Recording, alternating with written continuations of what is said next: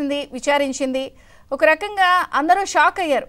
అంటే కనీసం ప్రశ్నించకూడదా, ఇలా జరిగిందని ఆవేదన పెట్టకూడదని. ఒకసారి ఆవిడతో మాట్లాడదాం. మనం రంగనాయకం గారు నమస్తే అండి, బ్రేక్ఫాస్ట్ న్యూస్కి స్వాగతం. సో ఈరోజు నేను ఎందుకు మీకు కలుపుతున్నానంటే ఫోను, ఆ రోజు మీరు విక్టిమ్స్లో మీరు కూడా ఒకళ్ళు, బాధితులు, వైసీపీ ప్రభుత్వం ద్వారా బాధించబడిన వ్యక్తుల్లో మీరు కూడా ఒకటి. ఫ్రీడమ్ ఆఫ్ ఎక్స్ప్రెషన్ అనేది కూడా లేకుండా ఎల్జీ పాలిమర్స్ ఇన్సిడెంట్స్ మీద మీరు ఆ రోజు పోస్ట్ పెడితే మిమ్మల్ని అరెస్ట్ చేసి సిఐడి విచారించింది. ఇప్పుడు వచ్చిన కూటమి ప్రభుత్వం, ఆ రోజు ప్రభుత్వంలో ఉన్న వాళ్ళందరూ కూడా ఇష్టం వచ్చినట్టు వ్యవహరించిన వాళ్ళందరిపై కూడా కేసెస్ బుక్ చేసి రూల్ ఆఫ్ లా పాటించిన వాళ్ళందరిపై చర్యలు తీసుకోవడానికి రెడీ అయింది. మీకేమనిపిస్తుంది? అమ్మ గుడ్ మార్నింగ్ అమ్మా, అక్కడ ఉన్న పెద్దలందరికీ కూడా నమస్కారం. అసలు ఎల్జీ పాలిమర్స్ ఇష్యూలో అసలు ఆవేదన పట్టడం అనేది తప్పు అని నేను అనుకోలేదమ్మా. అసలు తప్పు చేసిన ఎల్జీ పాలిమర్స్ ఏమో బోర్డర్ దాటి వెళ్ళిపోయారు సేఫ్ గా, ప్రశ్నించిన వాళ్ళేమో మేమేమో కేసులకి ఇరుక్కున్నాం అనమాట. కానీ నాకు అక్కడ ఆ ప్రజలకి మేలు జరగాలని ఈ రోజు కూడా కోరుకుంటున్నానమ్మా.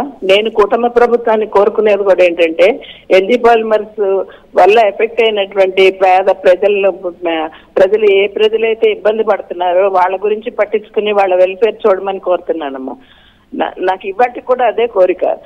నేను బాగా ఎఫెక్ట్ అయినా కూడా మేబీ ఎవరో ఒకళ్ళం ఇబ్బంది పడందే ఏ సమస్య తీరదు అనే ఉద్దేశంతోనే నేను కూడా చాలా ఓర్పుగానే ఇవాటి వరకు తీసుకొచ్చాను.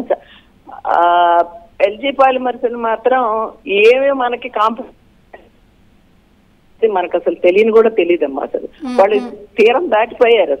అసలు అలా ఎలా పంపించేస్తారో నాకైతే అర్థం కాలేదు. అందుకని మేము గ్రూప్ ఆఫ్ ఫ్రెండ్స్ అందరం డిస్కస్ చేసుకున్న పాయింట్స్ ఒకళ్ళు పెట్టిన పోస్ట్ ని నేను షేర్ చేశా.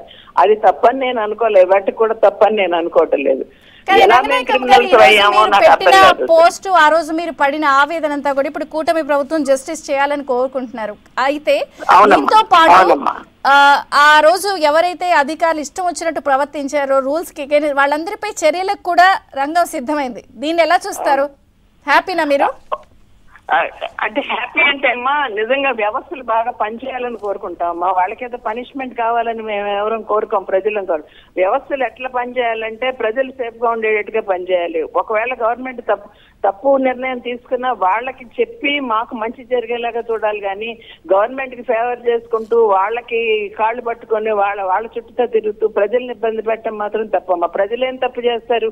ప్రజలు ఎఫెక్ట్ అయ్యారు. అక్కడ ఎల్జీ పాలిమర్స్ విషయంలో ఎఫెక్ట్ అయ్యారు. వాళ్ళ ఆరోగ్యాలు పాడైపోయినాయి, వాళ్ళ ఆస్తులు పాడైపోయినాయి, వాళ్ళ జీవితం అంతా అసలాకుతలం అయిపోయింది. అటువంటి పరిస్థితుల్లో వాళ్ళకి సాయం చేయాల్సింది పోయి మా ప్రభుత్వం తీసుకున్న ఒక పిచ్చి నిర్ణయాన్ని అమలు చేయడానికి ముందుకు వచ్చి ఆయన్ని తృప్తిపరచాలి అన్నట్టుగా చేయటం అనేది తప్పమ్మా. ఎప్పుడైనా కూడా వ్యవస్థ బాగా పనిచేస్తేనే గవర్నమెంట్ బాగుంటుందమ్మా. అది గుర్తు పెట్టుకోవాలి. వాళ్ళిద్దరికీ ఒక మ్యూచువల్ రిలేషన్ నడవాలి.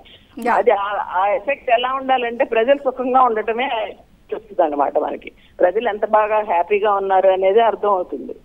ఇప్పుడు ఈ తీసుకుంటున్న నిర్ణయాలు, చర్యలపై మీరు హ్యాపీనా? చర్యలు హ్యాపీ అంటే ఆ రోజు మీరు పాపం బాధతో పెట్టిన పార్టీకి ఆపాదించేశారు కదా? అవునమ్మా. హ్యాపీనెస్ అంటే ఏంటంటే జస్టిస్ జరిగితే I feel very happy. Thank you madam, thanks for joining. Yes, మనతో పాటు జనసేన కూడా గాదా వెంకటేశ్వరరావు గారు చేరారు. దానికన్నా ముందుగా అనలిస్ట్ కుండబద్దల్